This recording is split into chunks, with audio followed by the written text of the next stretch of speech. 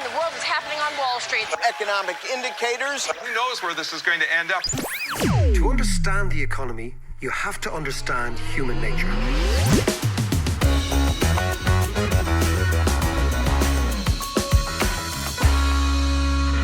Welcome to the David McWilliams podcast, the podcast that every week tries to make economics comprehensible, a little bit less technical, and ultimately much more relevant. And this week, we're going to be talking about Brexit, Boris Johnson, what happens to Britain over the near term, and looking out over the longer term, and how that will impact on all of us. Before we begin, I want to just mention that this episode is brought to you thanks to our Patreon supporters. And to help support the content, and perhaps more importantly, to unlock exclusive comment and scenes and footage and episodes, please consider becoming a patron at patreon.com/David McWilliams. As always, I'm joined by my old mate John Davis in Dublin. John, what's the crack? Very good, Mac. How are things over there in Croatia? I can hear all the crickets behind you. It is hot and extremely pleasant, if the truth be known, to wake up every morning. You're working on your tan there, Mac, are you? I'm working, the legendary red-haired tan, the deep bronze that I go. But it is, I tell you, it is, I don't want to sound like I'm laying it on thick, but you know, there's an amazing thing about waking up every morning to blue skies. It actually puts you in an amazing mood. It puts you in a much better... Yeah, I'm sure it does, Mac. Sure, there's a whole psychology behind that, I'm sure. But speaking of waking up to blue skies, we have a man who's living in the basement in Chicago with us. Finn McLaughlin is in Chicago. By the way, Finn has just secured himself a fantastic position at the University of Chicago, which is no slouchy place when it comes to economics, with Josh Gottlieb on health economics. So well done, Flynn. How's Chicago? Cheers, lads. All good. I'm stewing here in an apartment with no AC and boxes of Amazon stuff for furniture. So, yeah, it's grand, settling in. It's called progress, Finn. Yeah, you've hit the big time. Jeez, that American place is great. It's just like IKEA, flat pack, build it yourself. But listen, what's it like? What's it like over there? Are you enjoying it? I'm only about a week or two deep now, so still getting used to it. What's the main thrust of the gig there?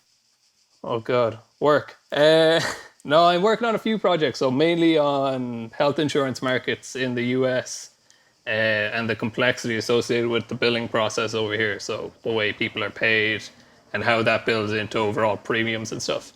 Just tell me, Finn, it's interesting. Just tell me, I mean, how much do the Americans spend of their GDP on health every year? Oh, a ton. I don't have the figure to hand either, but I had to sign up for my own plan there now so I could stay on my visa. And it's expensive enough. It's like a couple $100 a month. Wow. And that's me, young, 20-something, the best of health. So, yeah, you wouldn't want to have any pre-existing conditions with the way things are going with Trump and the repeals and whatever else. Yeah, Davis there wouldn't have hope in hell Davis was getting insured. Not a hope. No, I'm wheezing away here as we go. I hope I get to the end of the podcast. All right, let's kick off. Go for it, John. So, we're in the silly season, as this time of year is often known as in the media. But it actually feels like we've been in a silly season for months now, if not years, with this whole Brexit thing. So, like most people, I've been trying to stay abreast of it all and trying to decipher what the likes of Johnson and co are actually saying. What do they actually mean when they talk about the economy, what kind of impact it's going to have in the UK, in Ireland, in the EU and beyond. But actually, what I really want you to explain to me here is, where did this whole thing come from? Like, I know they've always been a bit Eurosceptic and see themselves as somewhat different or separate to Europe. But where did this whole anti-EU thing really kick off? Well, John, that's a really brilliant. I think what we're going to do this podcast, we're going to try and look at the history of it, then the psychology of it, which I think is very important, because the psychology of the Brexiteers is important because it will explain why they might do something illogical, which is the sort of kamikaze approach of no deal, right, when all logic would suggest that you have to run a mile from that and do a deal. And then the third bit, we'll do the economics. So we'll do the history, the psychology, and then we'll do the hard economics, what it's going to mean for us, okay? And for the world. Now, the history is fascinating because on the 20th of September 1988, in a small Belgian town called Bruges, which is in West Flanders.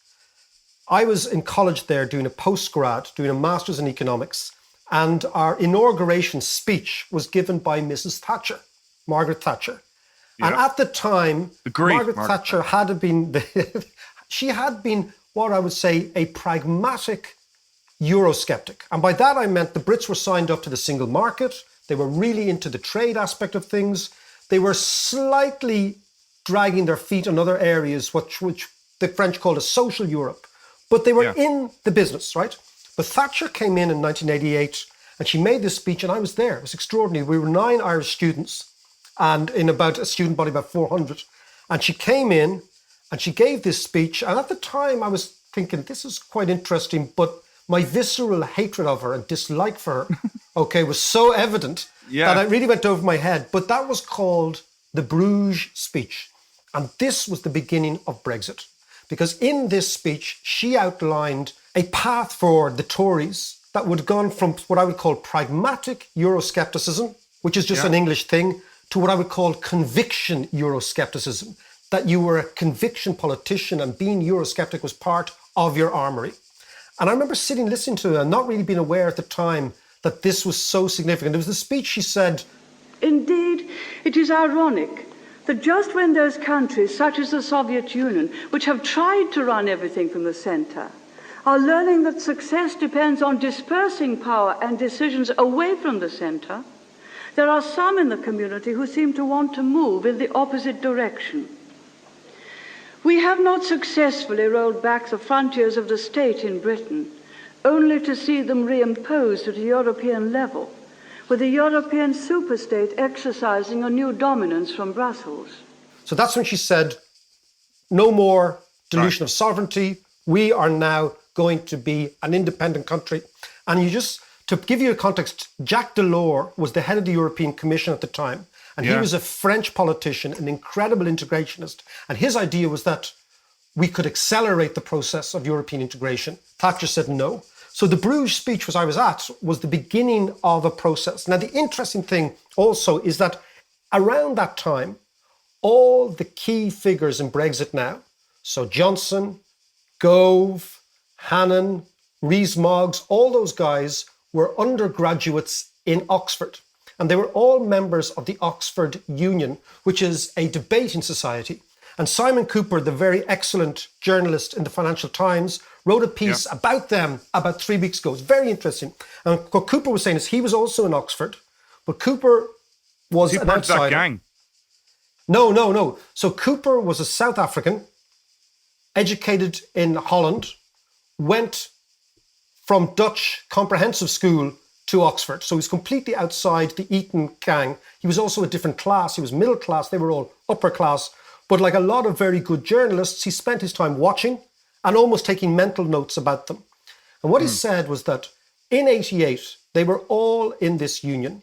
And what got you to the top of the Oxford Union was loquaciousness and bluster and taking everything as a joke and regarding yourself really as, educated in the classics and Greek mythology and all that sort of stuff. But that basically it was bluster and unbelievable confidence and a very tangential relationship with the truth, okay? The truth was insignificant as long as you could actually debate extremely well and deploy words and use the English language in a very, very florid way. Right. And his point in this article, which I thought was really interesting and quite incisive, was those very characteristics are exactly the sort of characteristics that Boris Johnson embodies. He's quick-witted, he's funny, he's humorous, his relationship with the truth is very, very consequential or inconsequential.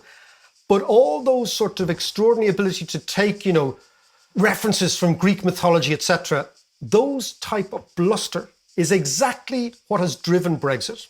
And those kids who were playing at being politicians in 1988 are now 30 years later running the United Kingdom. They are the cabinet and they are the people who are driving Brexit, and also they're the hard Brexiteers. They're the ERG, the Rees-Mogg group. And what they basically have is an ability to bluster and talk, but they've no ability at detail, which is why they're getting tripped up, because the whole Brexit process has been this great adventure, as Boris Johnson calls it, this sort of neo-Elizabethan, that's the first Elizabeth, adventure, sort of swashbuckling, cavalier, going back to the empire, all that stuff.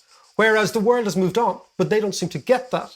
And when somebody comes up with the detail and says, well, actually, the backstop is this, or actually the trade is that, or actually, look at the detail where the devil is hiding, they tend to get very irritated. Because like detail, it's something for engineers, and, posh people don't need to do with detail, right?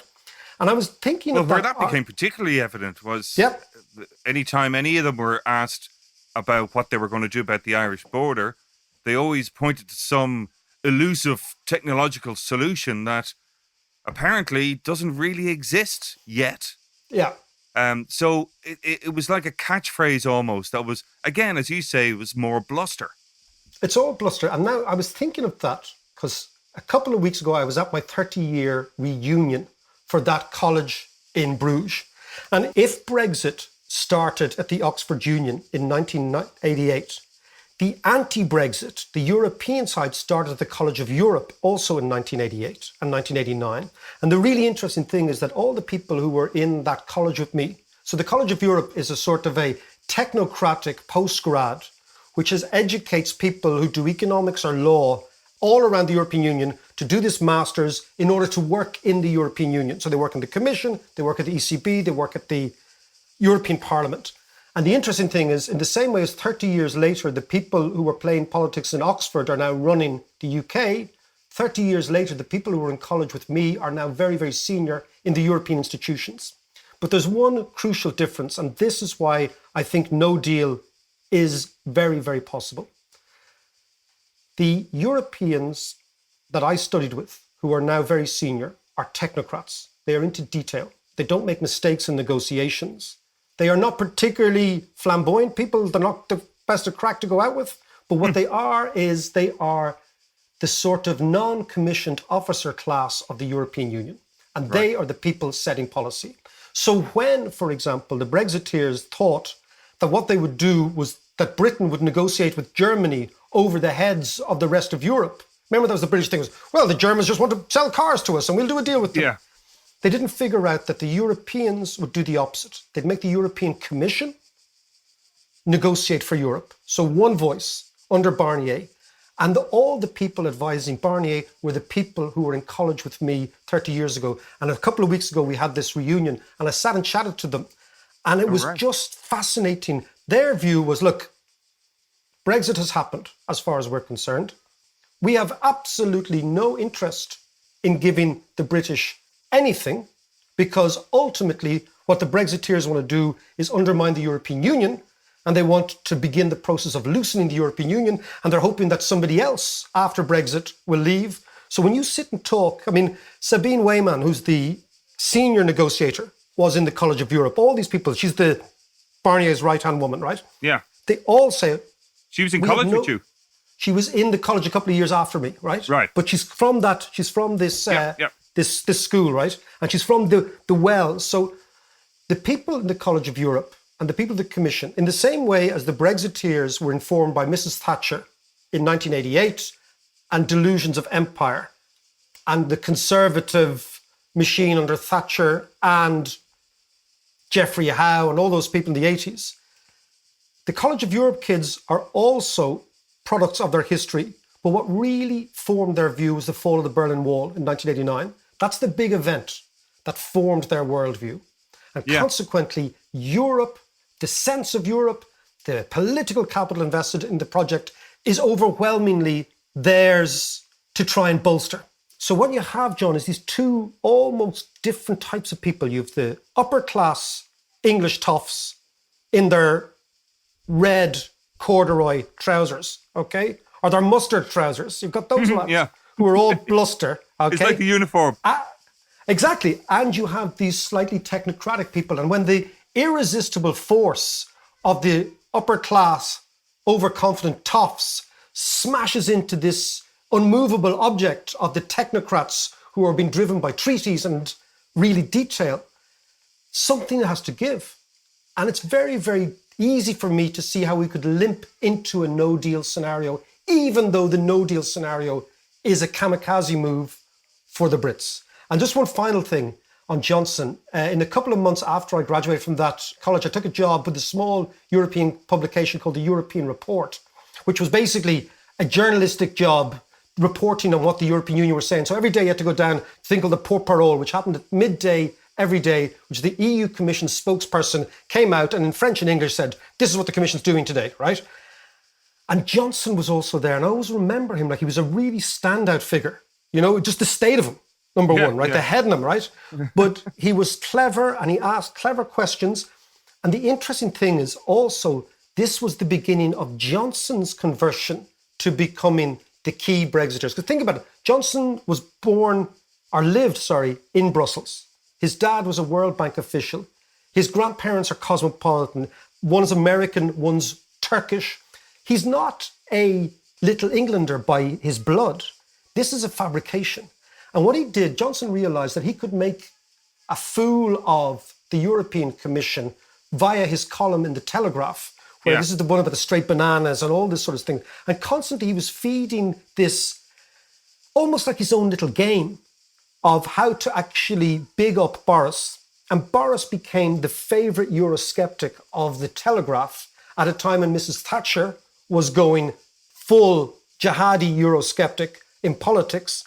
And there's a link to 1988 and all these things. And then you see Johnson, all through his career, has made huge political capital of a sort of a game.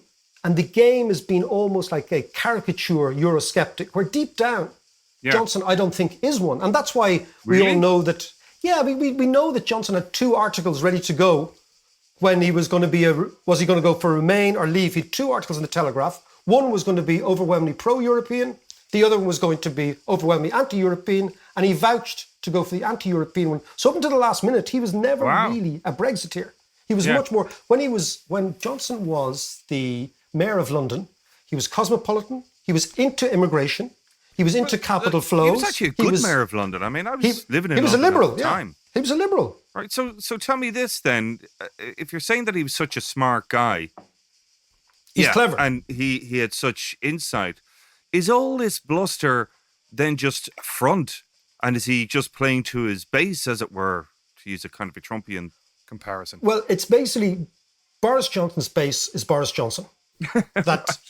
He's this huge ambition to be Prime Minister of the United Kingdom. Don't forget, this is a guy who penned a biography of Churchill. He sees himself as a Churchillian figure, a great man in history. And that will basically dominate how he plays the next couple of months, his sense of himself. But Brexit was the one thing that gave Johnson a chance. And this is when I come back to the kids in college, right? Cameron was also in Oxford with Johnson. And Johnson could never really figure out how David Cameron, a much less flamboyant person, and I'd say in Johnson's head, a much less able person, became Prime Minister, while Johnson was only the lowly mayor of London. So Johnson could see that Brexit was his chance if he could force the agenda. And again, Johnson said to Cameron, I don't think we're going to win this. But it was going to be that if they lost the referendum and Johnson was the leader, it would be a heroic defeat. And that would position him maybe to be Chancellor and position him to take over from Cameron in the event of what would have been Cameron's swan song. But because Cameron lost the election, Cameron had to go. So what you're seeing is schoolboy animosity playing out in the most important thing, which is the future of a country. So I think that's the history. History comes from the schoolboys in Eton, the bigger schoolboys in Oxford, Mrs. Thatcher in Bruges changing the conviction of British politicians on the right, building Euroscepticism, and it all ends up with the Brexit referendum, which again, Cameron called to put Johnson in his box. Think about it. Right. Cameron called that to say to Johnson and the Brexit party, who were at the time UKIP, look, put up or shut up, we'll have a referendum, I'll sort this out for once and for all. And it backfired on them. So that's the mess they're in.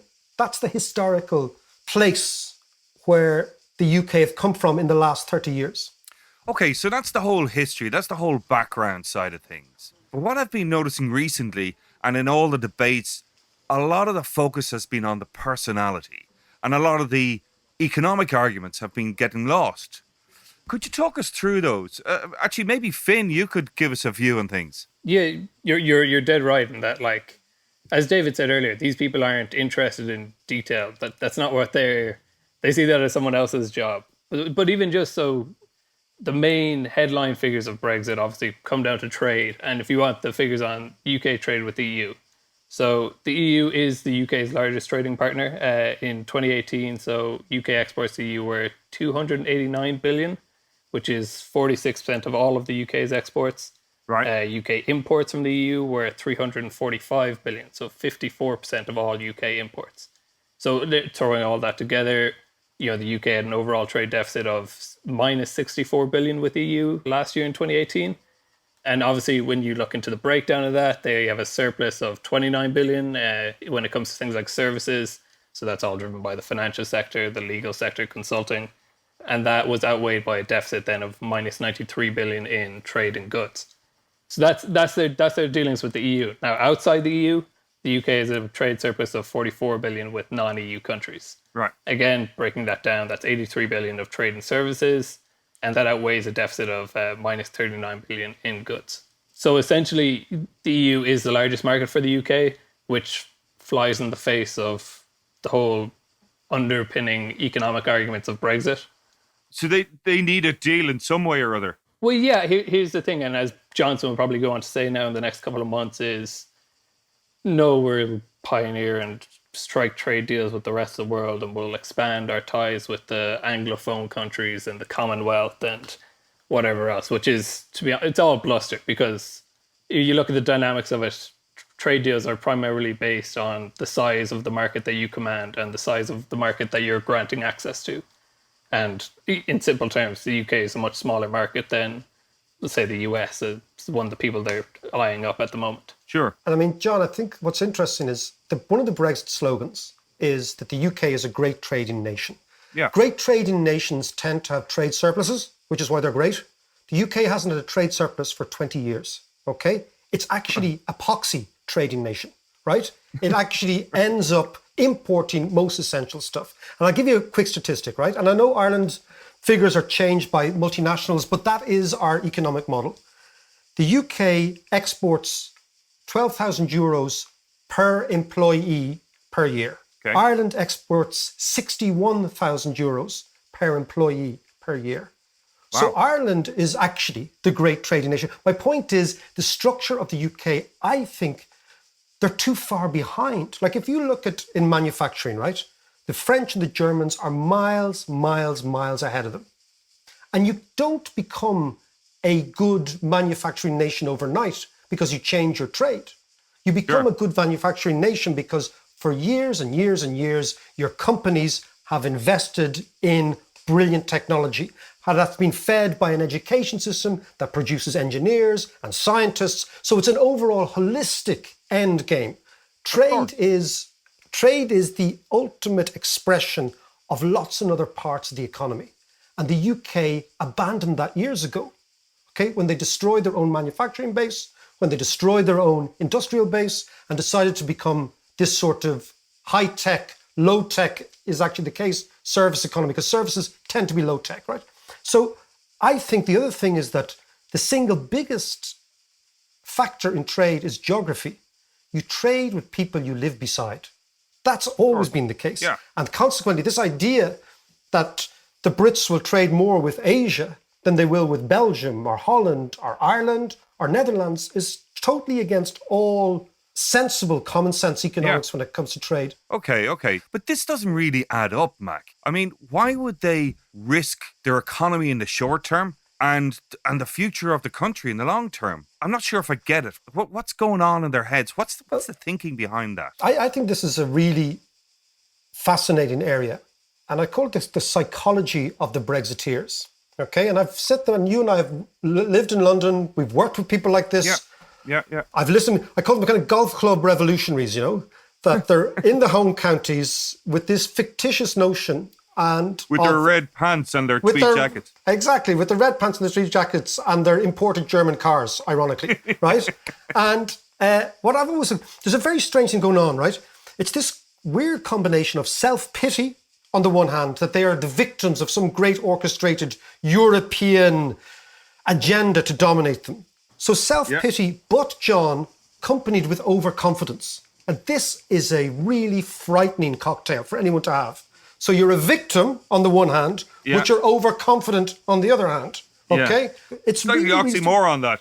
Exactly. And it always reminds me of when the English soccer team, when the English soccer team, who are always big themselves up before the World Cup. We're going to win, we're going to win, we're going to win, we're going to win. And then they get beaten by Honduras or something. The spirit of 66. Yeah, all that nonsense, right? But if you think about it, if England are about 1-0 down at half-time, they go to Garth Crooks or whoever the fella is in the studio, right?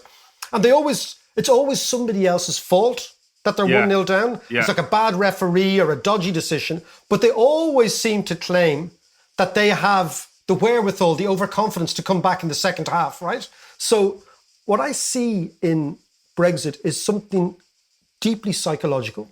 And there's a cognitive bias that we have, and it's called the Dunning-Kruger effect.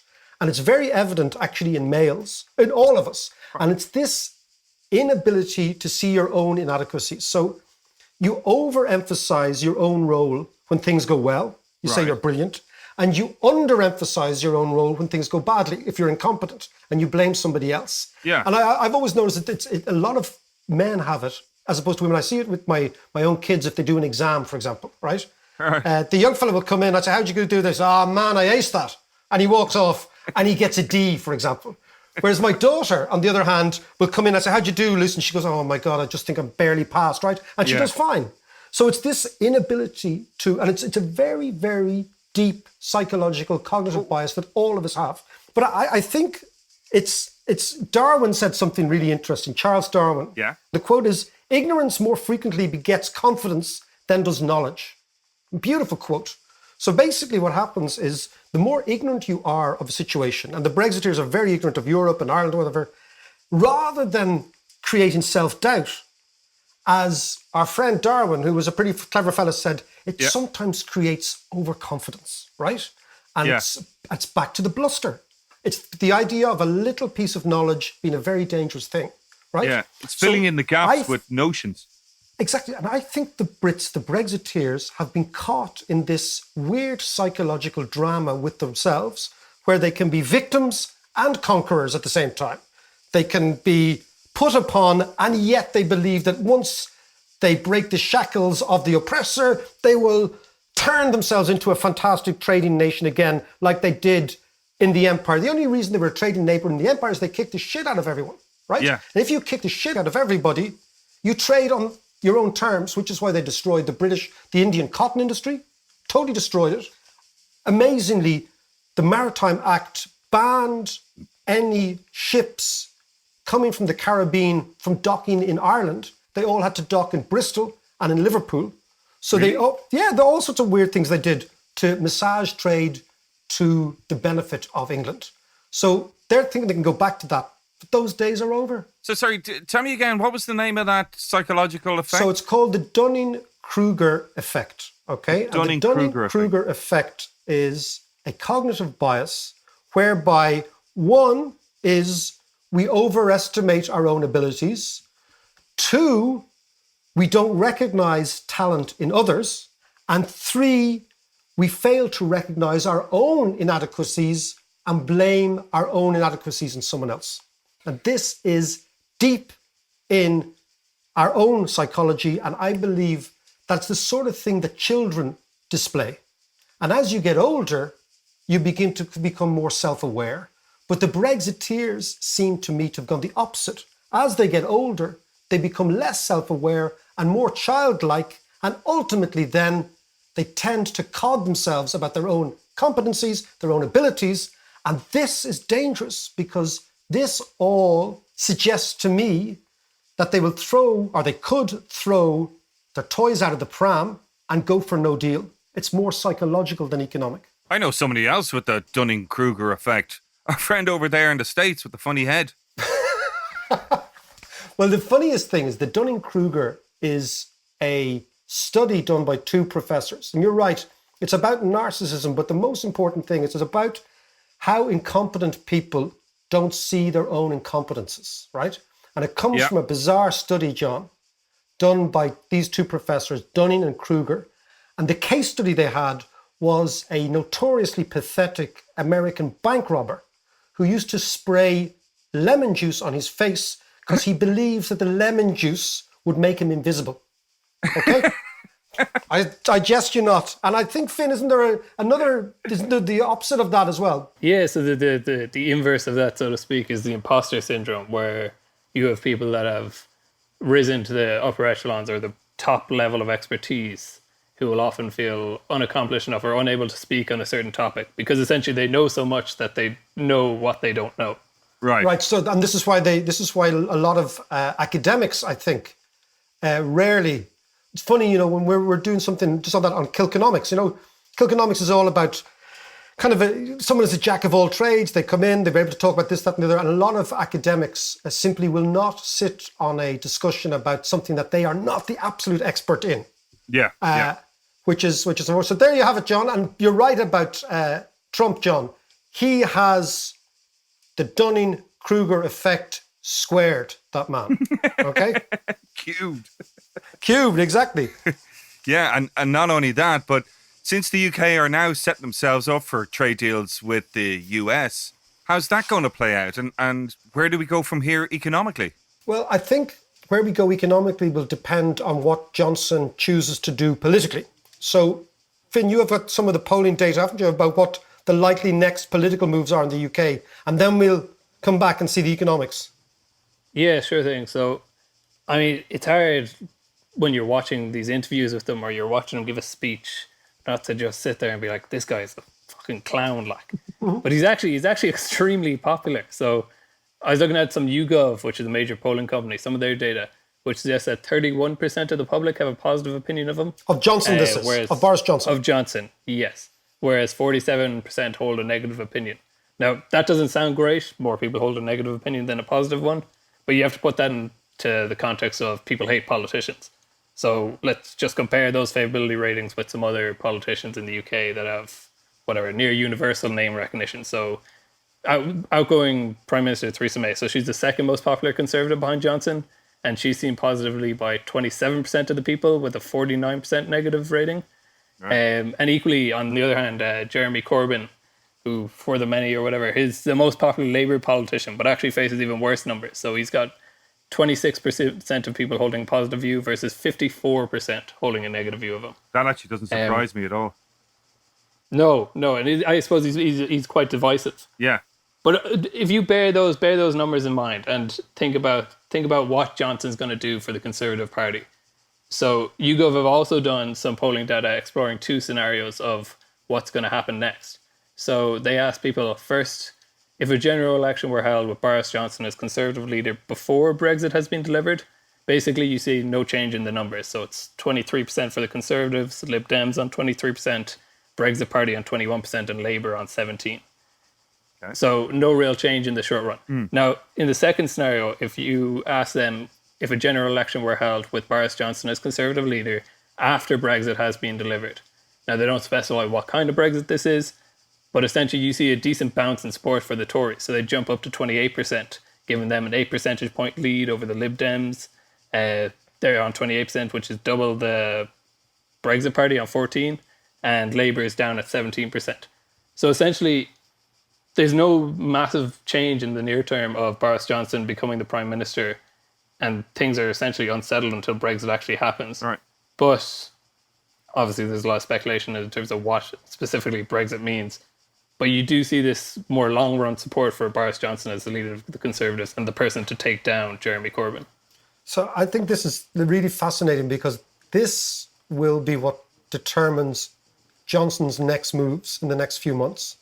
The first thing that Johnson has to do, and you notice it there in the second poll, Finn, is if they deliver Brexit, they destroy the Brexit party. So that's the first thing. Yep. And so Johnson has two enemies in mind. The first one is Nigel Farage, because Nigel Farage is eating his Brexit lunch, so to speak. So he has to deliver on Brexit to destroy the Brexit party. Because once Brexit is delivered on, the Brexit party cease to exist. That's the first thing. The second thing is the Conservatives have a much better chance of beating Labour if it's Johnson versus Corbyn than if it's Jeremy Hunt or any other leader versus Corbyn. And so obviously the Johnson plan is to deliver Brexit on the 31st on Halloween night. Okay, again, irony of ironies. Okay, deliver it on Halloween night for the Brits, then call a quick general election, then take the political capital, and then become this Churchillian character that he sees himself of the great unifier. This is what they want to do. But of course, John, the problem is if they deliver on Brexit, the closer it is to no deal, the closer they are to walking away from the table, the quicker the Scots will have an independence referendum to walk away from Britain, right? Yeah. So that's the paradox in the whole thing. And therefore, Johnson's strategy is all going to be how he pressurizes Leo Varadkar and Simon Coveney to do something on the backstop, because if he can get a deal on the backstop from the European Union, he can sell essentially Theresa May's deal. He can deliver Brexit. They'll buy themselves 2 or 3 years to figure out the new trading arrangements, because that's what the withdrawal agreement is all about. The withdrawal agreement is only how are we going to figure out the real detail. And as we said, he doesn't like detail, so he'll be very happy with that and leave this to somebody else. Then you have a British general election in maybe the early spring. Yeah. And Johnson destroys Corbyn and becomes the leader he always felt he was going to do, which was this great Churchillian leader who delivers them from the bondage of Europe, and they're free to recreate the English narrative. Well, that does beg the question of how can he apply more pressure to Varadkar and Coveney? Like, what else can he do? Nothing. And this is where the bluster, remember I was talking about the irresistible force of the bluster smashing in to the unmovable object of the technocrats. That it really, the interesting thing is now, the future of the Conservative Party is in Leo Varadkar's hands. Now that's an interesting place to go. That is, yeah. Because he's much more powerful than Johnson is now, because only he can actually get Johnson out of a bind. And does he recognise that, do you think? I hope he does. But that's the realpolitik, that for the next 3 months, Leo Varadkar is more powerful for the Conservative Party than Boris Johnson. And equally, the DUP have a role to play there as well, no doubt. And one thing I think that is worth saying is that the Irish government in general has done a pretty flawless job of executing their Brexit negotiation plan, and going back to Enda Kenny lobbying EU leaders to get a special clause made for Northern Ireland. But the one criticism you can have of their performance essentially is that they haven't just directly come out and say, yes, if there is a no deal Brexit, of course we will be compelled to put up border infrastructure along the border with Northern Ireland. Because that and I feel like that's what Johnson's going to play on, is that uncertainty, because the government, for obvious reasons, hasn't come out and said that. Yeah, and they don't want to say it, and they want to fudge that issue. But I mean, if we come back to it, that basically the future of British conservatism is in the hands of the son of an Indian immigrant from Castleknock. Now, that's a strange place to be, when the future of the party of empire is in the hands of somebody who on both sides of his family was colonized by the United Kingdom, the very empire that they're trying to reconstitute. Neither of whom would have been big fans of Churchill. Neither of them would have been big fans of Churchill, exactly. And that's where we're going. Yeah, I see what you mean there. This does remind me of a previous conversation we had about Russia and good old Gorbachev and perestroika, where it was a good idea, but it was really badly executed. Is Johnson going to be the Gorbachev of the UK by applying the same logic or illogic in this case? So the thing that the Brits want to avoid at all costs really is the no deal. Like the thinking Brits, right? The bureaucrats and all that, right? But because of the psychology of I'm just going to walk away and take my things, right? They might go down that road. If the Brits go for no deal, they will go through chaos for 2 or 3 months. And the interesting thing is, because Finn's done the numbers, 47% of their exports go to the European Union. over 50% of their imports come from the European Union. Can you imagine the chaos of having no trading arrangement with the European Union? That they have tariffs, that they have checks on the border, that they have queues. This will bring down, he's no fool, Johnson, either. This will bring down his government very, very quickly. Because what they're banking on is that the Brits will go back to this blighty spirit of the Blitz, and the more privation they suffer, the more they will come around together. I don't see that happening. So my sense is that Johnson will blink first on the backstop. We may well give them a time clause, which is enough for him to sell this to the Tories. And then they get not so much a no-deal Brexit, but they get a conditional Brexit, and they keep going. And I think that's the most logical place. But one of the problems is, lads, logic has never been the dominant force in this negotiation since the very day the Brits decided to leave the European Union. You know, I started talking about the silly season, Mac, but this ain't silly. This is bloody serious. This is incredibly serious. It's incredibly worrying that, as Finn says, a man who plays the clown is the person who is conducting the orchestra in the UK now. But far, and I think, for example, if the Scots decide to go for another independence referendum, far from being the Churchillian unifying figure that Johnson hopes he will end up being, Johnson may very well end up being the last Prime Minister of the United Kingdom. Thanks very much for listening. I hope you enjoyed it. Now, before we let you go, I want to give you a sneak preview of some premium content which you can access via Patreon. Caroline Cam. People are talking about a new Cold War between China and America. Maybe 2019 is almost like one of those big moments in history, like 1945, when things totally change and relationships change. And we know what the West is thinking, but we don't know what Chinese people, and particularly young Chinese people, are thinking. So when you look out from Beijing, what are you seeing? Well, in China, people are actually talking about American politics and politics in the Europe, especially right now, Brexit. So does the average Chinese person know what's happening in Hong Kong? Not really. And my journalist friends in Guangdong province, they went to the street and talked to people. They know nothing about it. So what you're saying to me is that China can control the internet. If you enjoyed that, you can hear the full episode and much more by joining us on Patreon, which is patreon.com/David McWilliams. See ya.